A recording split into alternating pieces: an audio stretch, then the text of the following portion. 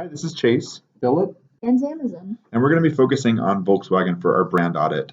And just something to keep in mind for this initial part of the audit, we're actually going to be focusing on pre-September of 2015. I think most people are aware of the scandal that took place then. So first we're going to hear from Philip. Volkswagen has consistently positioned its brand as the German driving experience without the price tag. They want to be more fun, more reliable, more exciting to drive than the typical car experience. They consistently tout features such as performance, like this ad illustrates. Besides having good horsepower, Volkswagens have plenty of low-end torque. Oh. Watch what happens as you pass this truck. Okay. Oh. You see, acceleration kicks in at a lower RPM, horsepower does the rest. Go ahead, wind it up again. Okay. So cool. I know.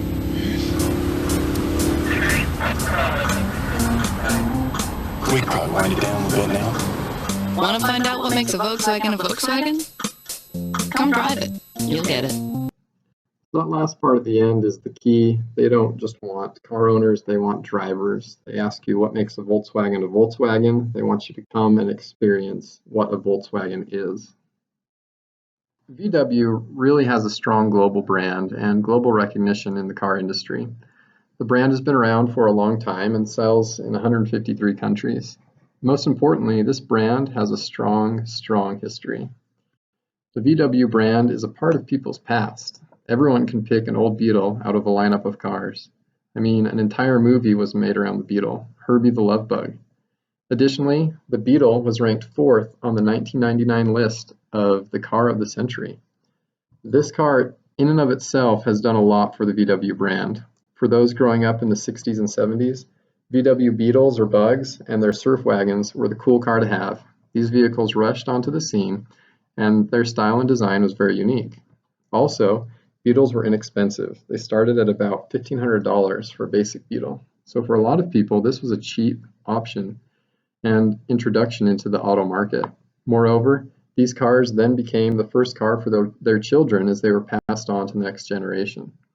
Speaking from personal experience, having lived for a couple of years in Brazil, these two particular vehicles are all over the place. They do everything they can to keep these cars running, and if or when they can afford a new car, they usually look to a Volkswagen Golf or Rabbit, so they're still in the same brand.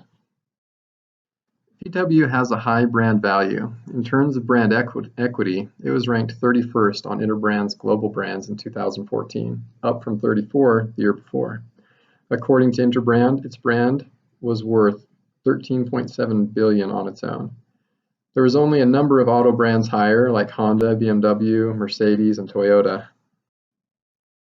In terms of sales in the US, it only ranks 16th in terms of volume. Still puts it above companies like Mazda. However, it ranked 2nd in the world in terms of volume in 2014. They sold the 2nd highest number of cars worldwide just as the VW brand. So what about in terms of positioning? If we look at it in terms of price and quality, you can see where VW fits on this positioning map, just on the lower end of being right in the middle. I think they consider themselves a little bit higher in quality, or they'd like to, but that's not quite how they've been perceived in the past. They used to run commercials about the sound of their car doors, the sound their car doors would make as they closed, as proof of their higher quality, which was something I always thought was a little bit ridiculous, but it's something they really stood by. Now let's look in terms of positioning with the types of cars. I think VW is succeeding a little bit more in their attempt to position and the actual customer perception. They're a little bit on the sporty end and just a little bit below classy. Remember the drivers wanted commercial at the beginning. VW has tried to push that. They are more fun German car to drive for a lower price. In terms of social awareness, VW has historically done a pretty good job of being in the consumer's mind through their marketing. We don't want to inundate you with videos, so we'll just look at some pictures here. Many Gen Xers and maybe some older millennials will remember the Da Da Da commercial of the late 90s. It featured these two very normal guys driving around LA doing nothing. As soon as you would hear that Da Da Da on the TV, you could picture those two goobers in their little red car without even seeing the commercial. Here's a different and much stranger commercial that was pretty popular. This is the one with the creepy German scientist, and his tagline was, "Time to unpimp the auto." If you have time, go and watch one of these. There was a series of them, and they were pretty popular. VW has received a lot of communication. They've received a lot of awards for their cars, which has generated a lot of positive publicity. A number of their cars, including the Volkswagen Jetta, won Green Car of the Year, and this kind of puts them in the news and is really good for the brand. So the Volkswagen brand is kind of unique. It falls under the Volkswagen Group. It's also the largest brand in that group, but I don't think that many people would know just off the top of their head all of the brands that fit under there. I think some people would know Audi, but their group also includes Bentley, Lamborghini, Porsche, Ducati, kind of some surprising names under there. And I think that there is quite a disconnect. It's not like Coca-Cola and Diet Coke, easy to associate. I think there's very few people that actually know how VW fits inside the Volkswagen Group and inside the brand architecture. The next couple of slides will discuss how the buyer relates to the brand. As Phil previously stated, the VW brand is rich in history. It was able to create a sense of community within the brand itself. The tagline of a people's car, along with the different models of cars, allowed them to be positioned as a model of car for every stage of the consumer's life. The ad to the right really captures this, as it shows the consumers through different stages of their life with a different model of the Volkswagen. The bottom of the ad reads, "Our capacity can match your capacity," insinuating that for every stage of your life, the Volkswagen can match your wants and needs. Volkswagen brand stands for a superior ride with handling, styling, and assembly quality at a reasonable cost. In surveys by Gallup, the respondents chose the words of reliable and fun to describe the Volkswagen. Volkswagen really played on this fun factor, and their ads are often fun and sarcastic. The bottom right hand shows the words manslaughter and then man's laughter. The bottom says the words, "The right distance makes all the difference." This is playing off the high amount of miles per gallon that the Volkswagen brand has. The Volkswagen brand is aimed at those people who enjoy driving, and their customers are those people who enjoy driving and are creative. In the picture to the right, a couple announced their pregnancy with the Volkswagen.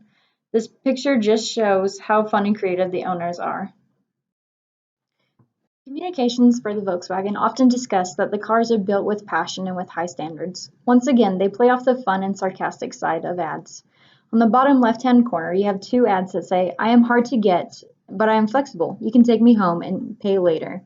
The other one says, "I have high standards, but I am willing to negotiate. You can take me home now and pay later." These are both fun and sarcastic, letting you know that although they are flexible and they have high standards, you can still own the car. The ad to the right says, the new Volkswagen Vento, crafted with so much passion, it's hard to let it go. And it shows us one of the creators of the car crying as the car passes him by. These messages just show how much passion that the creators of the Volkswagen have, and that they're passing this passion on to the new owners. Volkswagen has actually struggled a bit with brand positioning in recent years. Prior to that emissions scandal that we talked about at the very beginning, VW had a fairly decent brand reputation. They promised quality, safety, mid-level luxury, aided in part by the other cars in the Volkswagen brand that Philip spoke about, and a wholesome family experience. And for the most part, they really achieved this. These screenshots are from VW's website, and at the moment, and they currently show that Volkswagen is still trying to occupy that position. But is this really effective? Are they achieving what they're meaning to? We actually assert that they aren't. While loyal and evangelical consumers remain committed, VW has suffered some damage to their general reputation. The promises that they initially offered are no longer being viewed as fulfilled, and this yields a suffer in both brand value and believability. And you can see here, we've done quite a bit of research and found that consumers are struggling with VW's historical promise of quality and luxury. The ratings you see in front of you are from a reliable source called Edmunds.com. It's an online resource for vehicular information, and as you can see, consumers aren't really thrilled. This is probably due in part to the recent scandal we talked about at the beginning of this slideshow, the emissions scandal of 2015. So further, J.D. Power recently ranked the Volkswagen brand at 3 of 5 stars, and again, that's not super great. These last two screenshots are from respectable publications. So the first one is from The Economist, and the second one is from The Telegraph. and they show that only a continuation of the problems we spoke about initially. So despite Volkswagen's best efforts to adhere to their promises of quality and mid-level luxury and the wholesome family experience, they're obviously struggling to do so. The Volkswagen brand originally lent itself to both a sense of status and, because of that, a subsequent sense of community. That, however, has changed slightly recently. Because the VW vehicle is a German vehicle, it was assumed to have the same level of quality and luxury associated with the world-class German engineers. And because the VW vehicle was assumed to have this inherent quality and luxury, it created a sense of community in its owners, much in the same way that Apple users and Harley-Davidson owners and regular Whole Foods shoppers form their unofficial communities. There's a recognition of similar taste and similar status that renders similar consumers part of a community. Prior to the emissions scandal, VW's communication and messaging were actually fairly believable. This has obviously changed a bit recently. Their target audience was and continues to be middle to upper class families in search of quality and luxury. VW claimed state-of-the-art technology and they promised a quality and a safe experience. And this was believable prior to that emissions scandal, like I said, but consumers are now a bit wary. After all, why would you trust a brand that has lied to you? As you can see in these advertisements, VW continues to target the family and even plays a bit on nostalgia and the brand's historical relationship. The first advertisement in the upper right-hand corner isn't as appropriate anymore, though. Given that they have now damaged consumer trust and general perception, marketing to the wholesome family is probably no longer a smart marketing move. The second, on the bottom right, however, is a smart move. VW plays on nostalgia and highlights its long history with its consumers. It's their way of highlighting the good and downplaying the bad, much like we spoke about in class. VW should be more aware of their marketing advertisements following recent events. So before we get into these, I'm just going to give you a minute to read over the gems that we found online.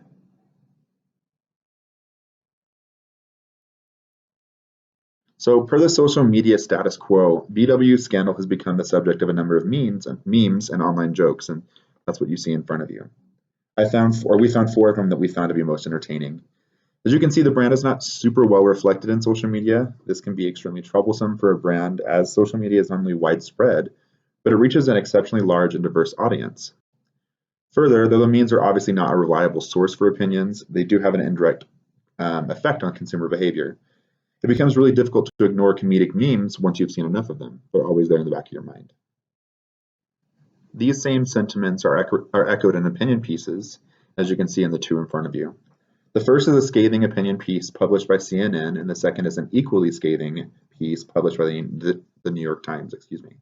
Opinion pieces can be equally as influential as social media memes, if not more. Both highlight the many failures of the VW brand, in particular reference to the recent emissions scandal. A poorly represented brand has the impact to affect both reputation and bottom line. The way in which VW is represented in popular social media is different than how they present themselves in social media. Like any good company, VW obviously controls their own social media accounts, taking care to have a very positive and engaging presence. Account pictures and advertisements, like those you see here, are very calculated and very professional. They go beyond the simple brand marketing and instead cultivate images that lend themselves to an entire culture, one that is very reflective of their history. These same tactics are used across all of their social media platforms. And what's really important a really important thing that they do and that all successful brands do is that all of their social media platforms tend to communicate. These screenshots in front of you are taken from VW's official Twitter account. As you can see, they continue to cultivate an entire brand culture, drawing attention towards their history and their experience that they offer through owning a VW, and they really take attention away from any feelings or emotions associated with the recent scandal. We feel like this article really pulls everything together from all of our research. So despite a slightly suffering brand reputation and slightly poor advertising decisions, and even a bit of a poor representation in social media and opinion pieces, devoted consumers and vehicle owners remain loyal.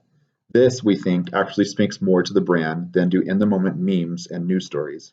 Because VW has such a strong brand and such a long and impressive history with its consumers, fleeting scandals like the one we talked about, regardless of severity, are taken with a grain of salt. The brand continues to focus on an impressive emotional connection with its consumers. We're going to go ahead and watch a second video now. We think this video does a great job of highlighting consumer engagement and the subsequent emotional ties that consumers seem to have with the Volkswagen brand. As you'll see, consumers are deeply and intensely attached.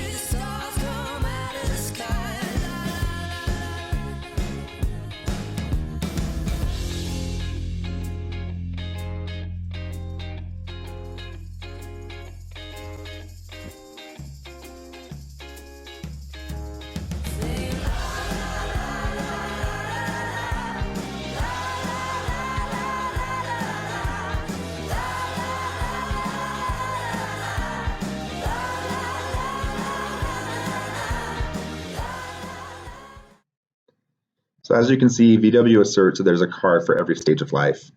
They are, as the video states, more than just a car. So despite the recent scandal, it appears that consumers aren't too concerned with what happened. Volkswagen is still posting strong sales.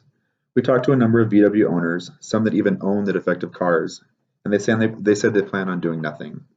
They even plan to purchase again in the future, which we think says a lot about the brand. Overall, it appears that consumers are still loyal and connected to Volkswagen. Our recommendations to Volkswagen are to begin to deliver on the brand promise. Volkswagen can recover from the scandal and regain customers' trust, but the company should take the long view.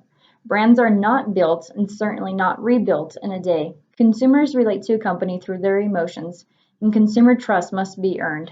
Volkswagen should decide what it wants to be, build a culture to support that vision, and then begin to deliver consistently on its brand promise. They also need to show customers that they matter. Customers want to know that Volkswagen is truly remorseful and taking steps to right its wrongs. They also need to clean up internal problems. Volkswagen should take an in-depth look at its culture to determine what led those responsible to act as they did. VW has been pursuing an ambitious growth plan, and employees may have felt pressured to help the company meet its goal no matter what. VW may need to return to the company's core beliefs and begin to intentionally align its culture with them. So in conclusion, VW is still a strong brand. With their ability to connect to their consumers and with their rich brand history, we're really confident that they'll be able to overcome this scandal and continue to increase their brand equity. We really enjoyed researching VW, as our research of the brand has led us, to kind of believe that it is still a fun and a creative brand. We hope that you enjoyed our presentation. Danke. Danke.